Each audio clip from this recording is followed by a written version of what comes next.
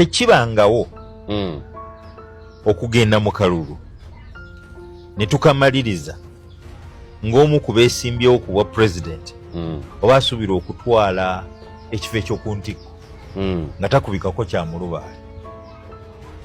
1980 twakuba akalulu, UPC yabba akalulu, naye tugenda okukamaliriza nga Ssemwogerere waali eyali akulira opposition, eyali akulira DP, era ng'asobola otukumaakuma ng'abagatukakkane yaliwo otugumya otukumaakuma nga bw'olaba nti buli gurupu y'abantu ebeera n'omuzadde waayo. Kati abali ku opposition aba NUP ya 1980 twakuba akalulu, mwalimu ebizibu bingi naye nga ebimu ku bizibu ebyalimu kwe kulemesa abaagala okwesimbawo ne bafuna n'opposed. Ekyokubiri kwe kubba obululu, abaabubba bajjangako bujja lebo nti DP ne bateekako UPC, aka UPC omutali bululu ne bateekako DP. Swapping, kyetuyita swapping. It is the finest media once again. Gwenange tusobola okukkiriza nti General Yoweri Kaguta Museveni yakutte script y'ekinaana n'agipestinga mu 2026. Bw'otunulira byonna ebyaliwo mu myaka egyo, it is exactly what we are going through. Nti obanga wawambye amaka g'omuntu abadde akuvuganya, n'osalako cameras, n'osalako internet, n'omuggyako amasannyalaze, nga right now yeekwese tewali muntu amanyi gy'ali, nga famire ye eri mu kustavinga, nga the same script eswappinga results okuva ku president, ba member, ba parliament ne ba councillors betwakava okulonda nga batulagira ddala. It is the same style, same way, same system ey'okuswappinga results. Bannayuganda ne babajjako eddembe lyabwe ery'okulonda abakulembeze be balabamu obusobozi. Misana tukunga ensi eraba. Tulina okwebuuza nga bannayuganda nti singa president waffe yasigala wakaawo nga talina masannyalaze, talina internet, kamera baziggyeko, mulowooza nti ebintu byonna ebyamuhappeningako ng'ali ggulu tebyandibadde kati nga byali mu ku-experiencinga mu makaage ng'ali ng'agamba nti yazza omusango ogw'okwesimba ku General Yoweri Kaguta Museveni. Kwata obululu nga babutiikinga basula mu bokisi okutiikinga kamu ku kamu naye nga batiikinga ono omusajja Lukooye. Kati eyo ago si mazima, ensi eno eyagala mazima. Bw'otaba na mazima mu nsi, Katonda bw'atakuba mu mutima gwo n'ebyogoba ebingi era toyinza bituukiriza, naye omuntu abeere n'amazima bwe tunaawangula ensi. Enkola y'okubba akalulu taata, ekyo ekintu si kya nkola ya buvunaanyizibwa na ya muntu yasomako, kuba omuntu okujja emisana lyaka okubba akalulu obutali kiro, naye ba agenti ababaddeko ne basibirwa mu muzikiti, abachairperson babaddewo, bakansalazi babano babaddewo era be bava okwogera kati, naye bonna ne bagobwa ne piki zaabwe bazitutte. Kaakati ekyo ffe ne batandika ne piki zaabwe bazitutte. Kaakati nina okutya okw'amaanyi kubanga kino si kye tubadde tusuubira mu kitundu kyaffe. Kino ekitundu tekibangamu keegugungo konna era tetutegeera lwaki amagye gatuleeteddwa. Be babadde batuwadde betubadde tugenda okulonda ffe wano tetufunangawo kazibu konna, naye twewunyiza kiki ekitutuuseeko, kiki ekiguddewo, era abantu bonna badduse babunye emiwabo bagamba tebajja kulonda okujjako mpozi nga batuwadde lunaku lulala tuddemu tulonde. Naye nga bannange ensi etutwalawa mu myaka naffe gye tulimu gino ne tugobwa ne tugwa tubadde tutomeddwa na wano mu makubo nga piki zitutomedde tugudde mu makubo abaana batulinya. Bannange ey'embeera efaanana etya era tugenda kuddawa? Ate kati obuzibu batutiisizza nti kati wano batulokooma, mulimu abatulokooma kutunona mayumba, naye tunaddawa ng'ate kuno abamu kwe tuzaaliddwa kwe tufumbiddwa abaana tubeera bazzukulu b'abazzukulu, kati bano ensi eno etuzzaawa. Tugenda kukola bano bamaze okusulamu obululu mu bokisi ngakuba ebokisi ne baziyiwa. Kati bo ne badduka wano, webaza abasirikale bali ne badduka, buli omu n'adduka ne bagoba bagobye ne bakwata. Bana babadde batiikinga tetubamanyi, bamagye kubaddeko wamba amagye bawuliriza bamama baffe nga balina okutya okw'amaanyi oluvannyuma lw'okulaba ebyabaddewo mu kitundu kyabwe naye nga bagenze okulonda okuli mu mateeka naye nga bakugamba nti tebakirabangako kino mu kitundu kyabwe ate ng'oggyeko n'ekyo nti ab'amagye bazze ne balonda in favor kw'abo ba candidates abali ku sayidi ya NRM regardless oba abantu babalaba oba tebabalaba naye ng'oggyeko ekyo nti waliwo n'abamonitoringa in the case of anything nga bajja kujja banoonye mu mayumba gaabwe reason being nti babadde baagala kulonda ba opposition candidates. This time akalulu twakakubye campaign zibadde so bloody kyabafiiriddemu bangi. Tumaliriza campaign buli muntu agambye kangende mu kalulu abaagenze mu kalulu buli omu alina kye yabadde asuubira kye twafunye disillusionment nti okukyusa obukulembeze mu mirembe mu Uganda nga tukubye kalulu kirabika kati kifuuse nga kimuli kyakundagu kiyinza obutalabika naye ng'ate ekyo kiruma kubanga bw'osoma eggwanga lyaffe girivudde nga buli mukulembeze ajjawo alowooza tasobola kuvaawo avaawo na mmundu avaawo mu kuyiwa musaayi abafiiriddemu exile abayingidde amakomera nga Pawulo Muwanga kati neogamba kati twali tufunye essuubi nti probably tuyinza okuba one day nga tusobola okuba akalulu ne tukyusa mu mirembe nekirabika kikoze eki essuubi lyaweddewo tosobola kubanga leader w'ekibiina ekisinga obunene ekisinza abantu olumaze okuba akalulu mulumbye ennyumba ye makaage kamera muzisazeeyo mumenyemenye buli kimu masanyaze mugamugjeeko mugenda kumukwata abuleko obwekyusizo naye naasalawo naabulawo oba ali luddawa only God knows. Kitegeeza nti kati Nuupu kibiina ekiringa kimulekwa taata wakyakoze eki avuddewo tetumanyi for how long. Nze wano ngenda kubeera slightly different from this kind of mindset nti nga njagala obajukiza bannayuganda tebaba bayiga Bobi Wine ne NUP ne ttiimu yaayo yonna tebayiga NUP ng'ekibiina wabula bayiga ideas ez'ekibiina okutereeza eggwanga lyaffe bayiga Bobi Wine pulezidenti waffe nti lwakuba aguddewo bannayuganda amaaso n'atulaga ekituufu n'engeri eggwanga gye lirina okuraningibwa bwe bayiga NUP tebagiyiga nti lwakuba ideas zaabwe zigenda ffe balinga abantu baliraanye Bobi Wine no bayiga NUP ne Bobi Wine because alaze bannayuganda nti programu eriwo yakuteeka jja n'omuhoozi mu bukulembeze nga bakozesa parliament nga tewali muntu agenda kuinterferinga na process eyo. I have never won an election where voters are below senior 6 or its equivalent. I've always won an election wherever voters are above senior 6. Right from the time when I was guild president, I have won the East African Legislative Assembly parliamentary race twice for 10 years. I have been elected vice president of DP in a delegates conference of majority, senior 6 and above, and opposed almost 4 times. But when it comes to the Wazoks and the Palokas taking a vote, I have not won. So for me, I believe it is definitely foolhardy for me to expect them.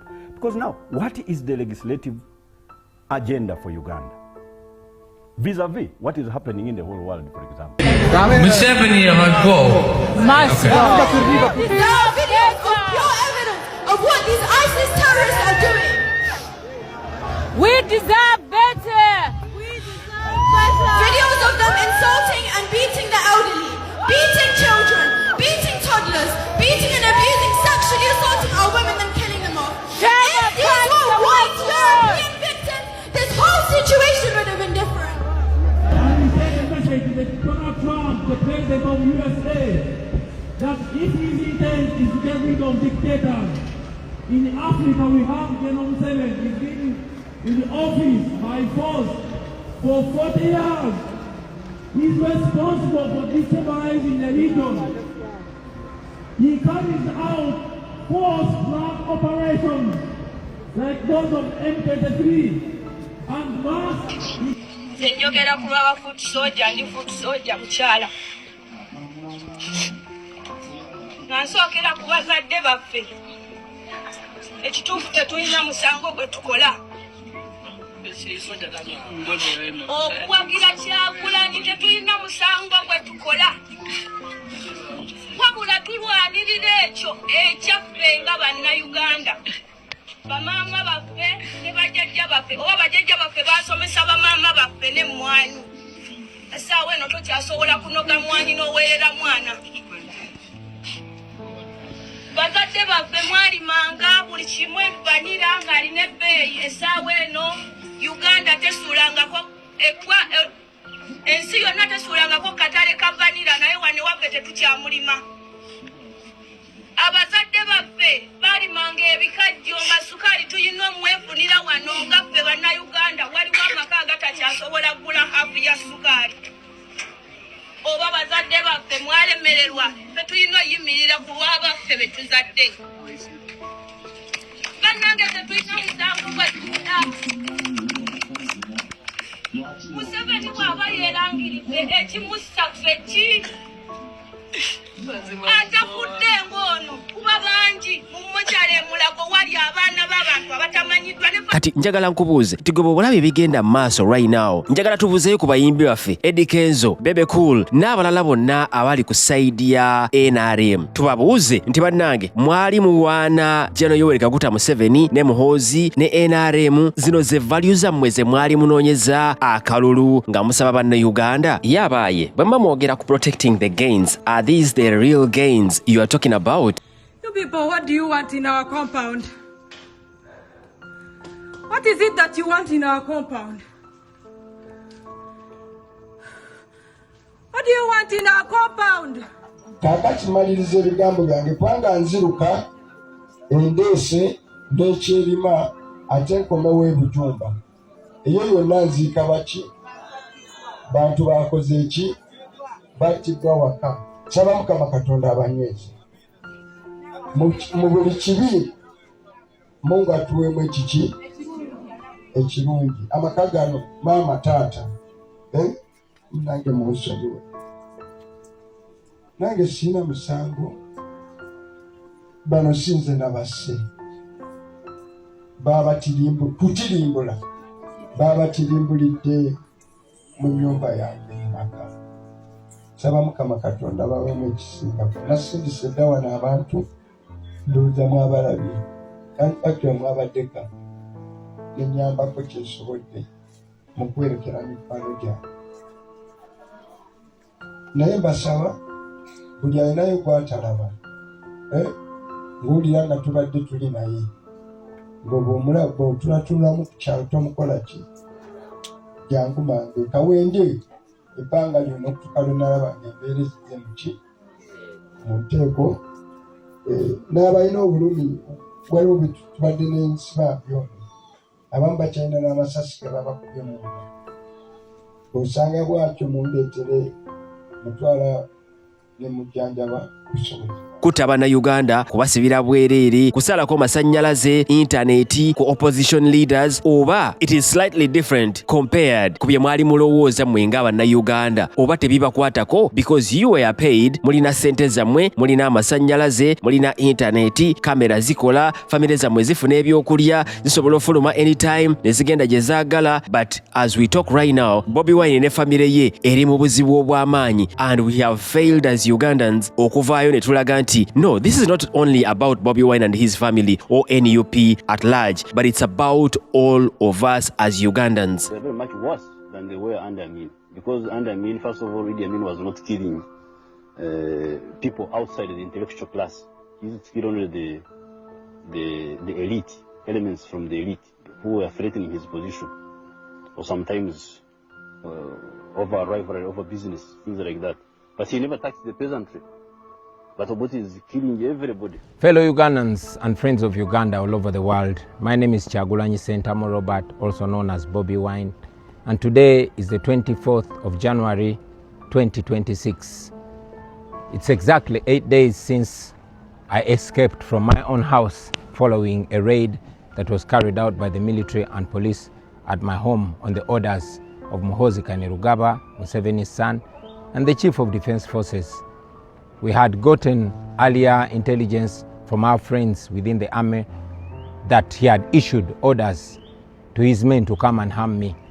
So when we saw them jumping over our fence on the night of 16th January, I somehow escaped from my home and left. That night they didn't enter into our house. They stopped in the compound. 3 days ago, they once again jumped into our fence, hurled profanities to my wife, and threatened to break into my house. That was the second time. Now last night was the third time for them to raid us. They came in hundreds, according to my wife. They broke every door in our house, including those that were not locked. They took away all our documents, from academic documents, land title deeds, and all important documents. They took every gadget, phones, chargers. They took our internet system. They even took all the laptops, including children's school laptops. They also took away our CCTV camera system and destroyed anything that they could destroy, broke glass and cut even our chairs. They put my wife on gunpoint, demanding that she shows them where I was. They even forced her to remove the passwords from her phone and our laptops, but she refused. Well, these and many things that Museveni's regime is doing through his son and his other people are not signs of strength. These are signs of weakness. If Museveni claims that he won the election, why is he panicking? Why is he doing all manner of terrible things? Why is he harassing people? Why is he harassing me and my family? Those are signs of shame. Those are signs of illegitimacy. Now, my message to you, fellow Ugandans, I am not in my home because I still want to be able to speak to you like I'm doing. I'm not in my home because my life is threatened. I take this opportunity, first of all, to thank the international community for the voices that they've raised, but to also encourage them to keep an eye on Uganda, especially at this critical time. To you, fellow Ugandans, this is our country. All this is being done to intimidate us. They've abducted two of my deputy presidents, Lina Zedriga and Jole Tukamshaba. We don't know where they are. They've arrested Mwanga Chivumi, my deputy president in charge of Buganda region, and many other comrades to sow fear in us. I encourage you to be strong, to be smart, to be creative. These people are not as strong as they purport, and indeed they are not as smart as they are. They failed to find me for 8 days. I also tell you that we must never give up. Uganda is our country and we must fight and liberate it. I will resurface at an appropriate time to forward our struggle. In the meantime, I'm not home because I'm trying to keep safe, I'm trying to keep alive, and I want to keep communicating to you. We shall overcome, we shall be free. People power, our power.